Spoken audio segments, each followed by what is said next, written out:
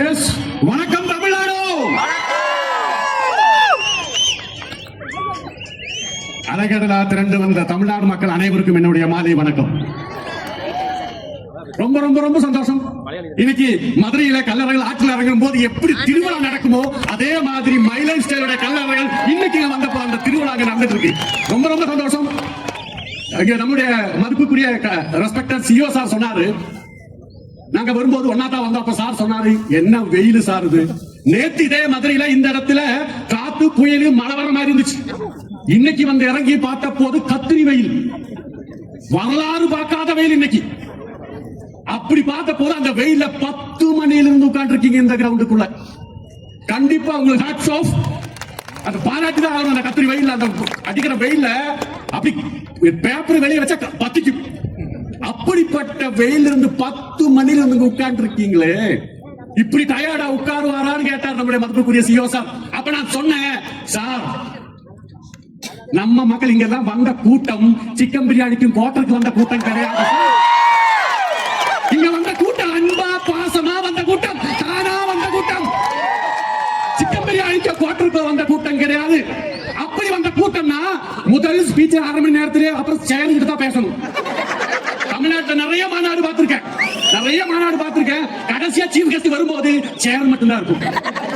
ஆனா இப்ப பாருங்க, இவ்வளவு கூட்டம், ஒரு சேர் கூட கேப் இல்லாம இவ்வளவு பெரிய கடலா இருக்கு நம்ம மைலேஜ் ஸ்டைல் கூட்டம். அது ஏன்னா வெயில் முக்கியம் இல்ல, நம்மளுடைய கோல், நம்மளுடைய இலக்கு முக்கியம். அந்த இலக்கை நோக்கி, வாழ்க்கையில அர்த்தத்தை நோக்கி ஜெயிக்கணுங்கிற வரி இருக்கிற கூட்டம் தான் இங்க உட்கார்ந்து. அந்த மாதிரி கூட்டம் தான் மைலேஜ் ஸ்டைல் வந்திருக்கு. நான் சார் கிட்ட சொன்னேன், பேரு வச்சு சொன்னோம் சார், எதுக்கு நாளை நமதேங்கிற பேரு அர்த்தத்தோட தான் அந்த பேர் வச்சிருக்கேன். அர்த்தத்தோட தான் அந்த பேர் வச்சிருக்கேன்.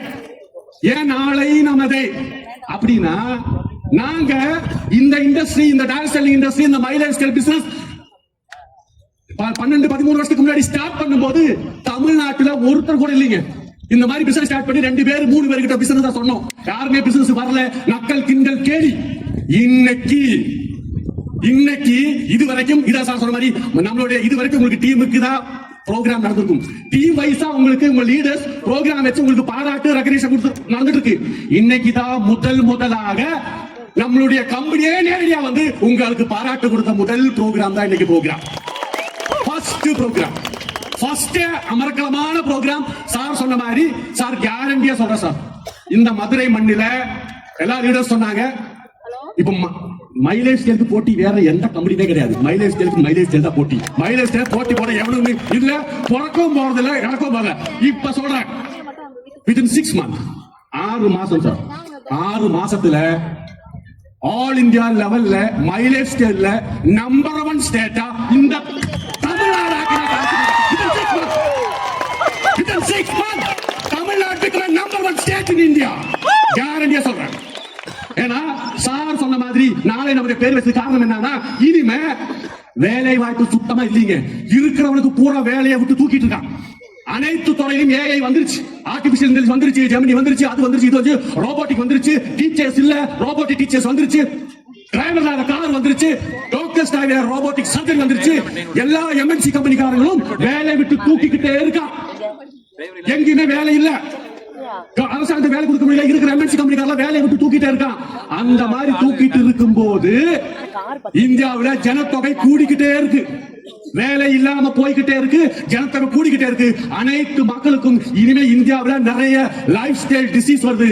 அத்தனை நபர்களையும் நோய் வராம காப்பாற்றுவதற்கு நம்ம கிட்ட பொருள், நம்ம கிட்ட மட்டும்தான் இந்தியா. அவ்வளவு எல்லா இடத்துலயும் வேலையை விட்டு தூக்கும் போது நம்ம எல்லாருமே சொல்றோம், வாடா மாப்பிள்ள வேலை நம்ம சொல்லி நம்ம அனைவரையும் கூப்பிட்டு இருக்கோம். இனிமே வர காலகட்டத்தில், இனிமே நாளைக்கு யாரு வேலை விட்டு தூக்குனாலும் சார் சொன்ன மாதிரி 220 கோடி மக்களுக்கும் வேலை இங்க நம்ம கட்ட முடியும். ஏன்னா எல்லாருக்குமே நம்மளுடைய சாப்பாடு வகைகள், எஃப்எம்சிஜி ப்ராடக்ட், அதுக்கு வேற எதுவுமே முடியாது, சாப்பிட்டு ஆகணும்.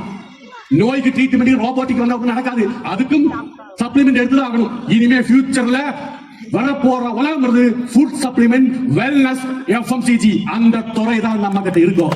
நாளைக்கு நாங்க இந்த இண்டஸ்ட்ரி ஸ்டார்ட் பண்ணும்போது இந்தியாவிலும் சரி இல்ல கேரளா, தமிழ்நாடு, ஆந்திரா, கர்நாடகா எந்த ஸ்டேட்லயும் எந்த அதிகாரிகளுக்கும் நெட்வொர்க் மார்க்கெட்டிங் என்னன்னு யாருக்குமே தெரியாது.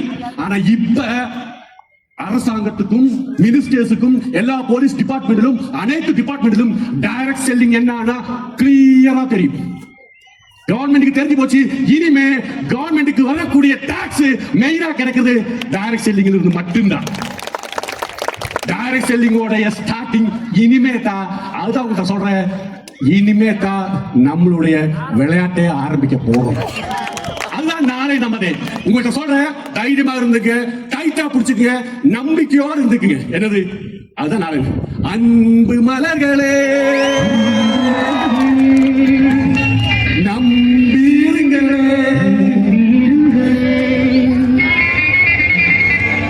நாளை நமதே, இந்த நாளும் நாளே, தர்மமாகிலே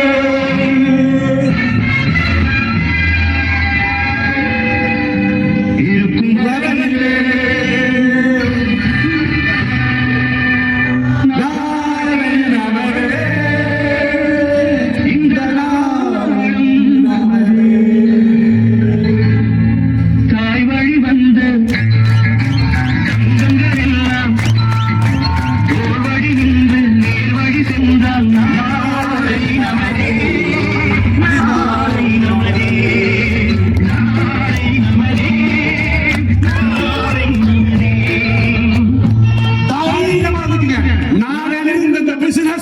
உங்களுடைய தலைமுறையோடைய தலையெழுத்து மாத்த போற பிசினஸ் இந்த பிசினஸ் கையில கிடைச்சிருக்கு. இது லேசா நினைச்சுக்காதீங்க.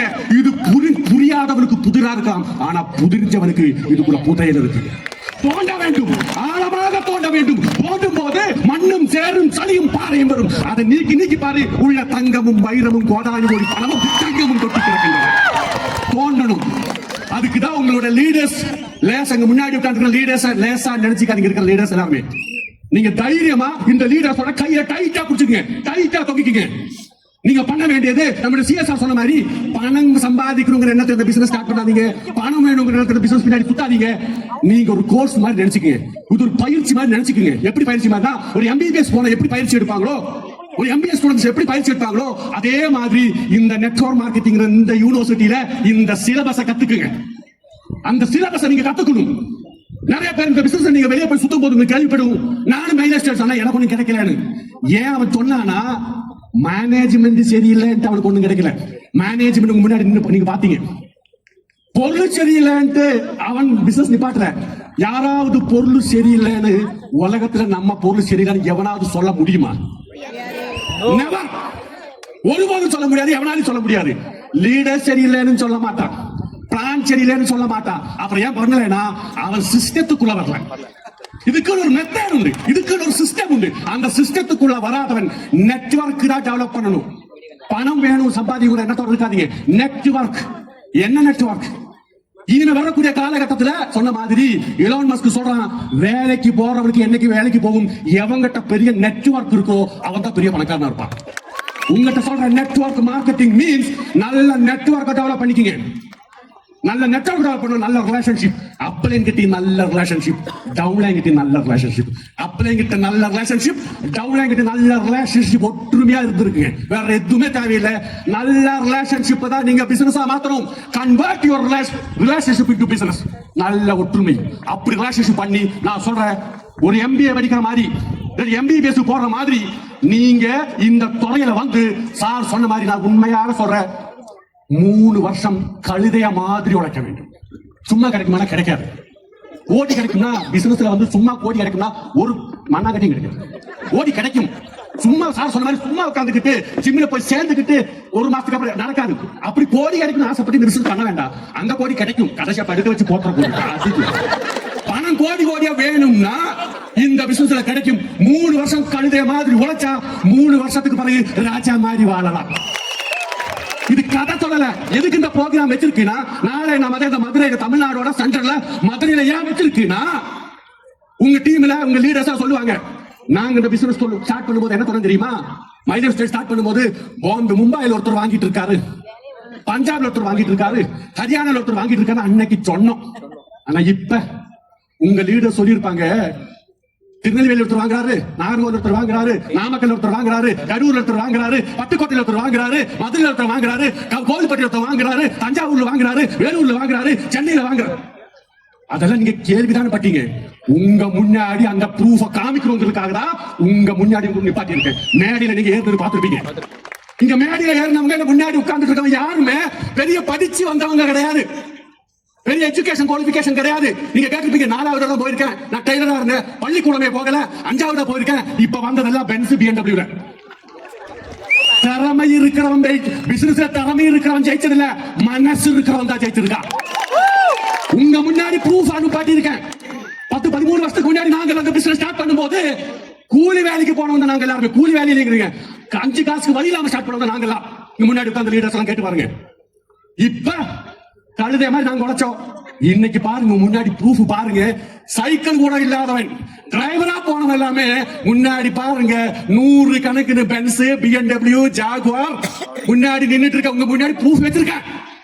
சும்மா சொல்லல. நாங்க 10 வருஷத்துக்கு முன்னாடி சொன்னோம், அமெரிக்கால நெட்வொர்க் மார்க்கெட் சம்பாதிச்சிட்டு இருக்கான், துபாயில சம்பாதிச்சிட்டு இருக்கான், சைனால சம்பாதிச்சிட்டு இருக்கான், மலேசியால சம்பாதிச்சிட்டு இருக்கான்னு 10 வருஷம் முன்னாடி சொன்னோம். மும்பைல சம்பாதிச்சிட்டு இருக்கான், ஹரியானா சம்பாதிச்சிருக்காங்க. இப்ப சொல்றேன், உன் பக்கத்து வீட்டுக்காரர் சம்பாதிச்சிருக்காங்க. ப்ரூஃப் முன்னாடி நின்னுட்டு இருக்கேன். 100 கணக்குன்னு பென்ஸ், BMW. அது வாங்கினவன் எல்லாருமே பள்ளிக்கூடம் கூட போகாதவன், சொந்தமா பேரு கூட எழுத தெரியாம கை நாட்டு பென்ஸ், BMW, ஜாகுவார், வோல்வோல வந்திருக்கேன். ஆயிரக்கணக்கிന് காரு அங்க பார்க்கிங் பண்ண இடம் இல்லாம, இங்க பார்க்கிங் பண்ண இடம் இல்லாம, நாங்க வரும்போது டிராபிக் போலீஸ் துரத்திட்டு அங்க காலேஜ்ல அக்ரிகல்ச்சர் காலேஜ் கிரவுண்ட்ல பண்ணி பண்ணிருக்கேன். ஆயிரக்கணக்கிന് காரு, 100 கணக்கு பென்ஸ், BMW முன்னாடி நின்னுட்டு இருக்கு. ஆயிரக்கணக்கிന് இந்த பிசினஸ்ல வந்து கஞ்சிக்கு கூட வழி இல்லாம இந்த பிசினஸ்ல வந்து கார் சொந்தமா வாங்கி சுத்தி மாத்திரம் சுத்தி பாட்டிருக்கேன். இதெல்லாம் உங்க முன்னாடி ப்ரூஃப். மேடையில ஏறி வாங்குற மொமெண்ட் ஆஃப் பிரைஸ் சம்பாதிச்சல இதெல்லாம் முன்னாடி ப்ரூஃப். டீ கடையில வேலைக்கு போனவன் தானா, படிச்சு முடிச்சு டீ கடையில எச்சி பிளேட் வரவன். இன்னைக்கு நாங்க முன்னாடி வந்தது கூகுள் அடிச்சுமா, world safest car in the world, safest car in the world, Google அடிச்சுமா, Volvo XC90 அங்க நின்னுட்டு இருக்க முன்னாடி. அதுதான் வந்த சம்பாதிச்ச ப்ரூஃப். எங்க வேணாலும் சொல்லலாம், ஓபனா சொல்லலாம், யாரும் பயப்பட வேண்டிய அவசியம் இல்லை. போன வருஷம் இன்கம் டாக்ஸ் GST வரைக்கும் 1.25 கோடி கட்டி இருக்கேன். GST இன்கம் டாக்ஸ் நான் சம்பாதிச்சு இல்லைங்க, ஆயிரக்கணக்கிന് பேரோட குடும்பத்துல நம்மளால நல்லது செய்ய முடிஞ்சிருக்கு. லட்சக்கணக்கிന് பேர குடும்பத்துல நம்ம உதவினாலையும், நம்மளுடைய வாயினாலையும், நம்மளுடைய உதவினாலையும், நம்மளுடைய பயிற்சி கொடுக்கிறாரையும் ஆயிரக்கணக்கிന് குடும்பம் சந்தோஷமா இருக்கான். இது விட பெரிய சந்தோஷம் எதுவுமே இல்லை. உங்ககிட்ட சொல்றேன், நீங்க 10% ரெடியானா போதும், மீதி 90% இந்த லீடர்ஸ் உங்களை காப்பாத்துவாங்க. ஏன் தெரியுமா? இந்த லீடர்ஸ் எல்லாருமே கோட போட்டா ரோட போடுறவங்க, திறமைசாலியானவங்க. நீங்க இவங்களை கையை டைட்டா பிடிச்சுங்க. ஏன் சொல்றேன் தெரியுமா? நீ உங்களை ஜெயிக்க வச்சா மட்டும்தான். வெளியே நிறைய துறை இருக்குங்க, நிறைய மளிகை கடை, நிறைய வேலை, நிறைய manager, assistant manager, general manager, எந்த துறையிலையும் அவனை அமுக்கி இல்லாம போனாதான் அவன் மேல வர முடியும். ஆனா இன்னொருத்தனை வாழ வச்சு வாழக்கூடிய ஒரே துறை நெட்வொர்க் மார்க்கெட்டிங், டைரக்ட் செல்லிங். ஏன்னா ஊரார் பிள்ளைய ஊட்டி வளர்த்த தன்புள்ள தானா வளரும். Example leaders.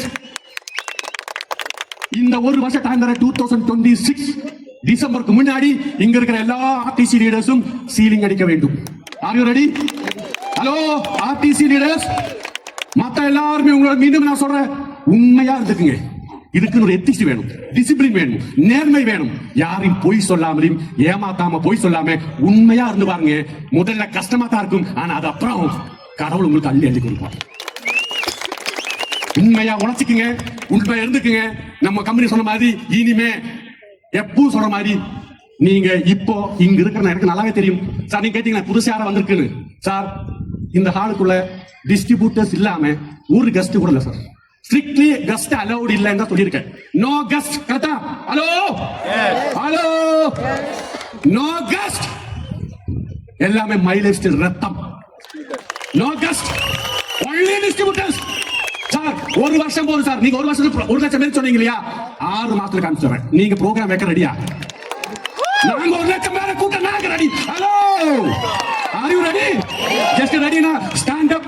நம்மளுடைய மதிப்புக்குரிய CEO கைலாசா இருக்க ஆல் மேனேஜ்மென்ட்க்கு 6 மாசத்துல 1 லட்சம் பேரை கூட்ட ப்ரூவ் பண்ணி காமிக்கணும். Hello, S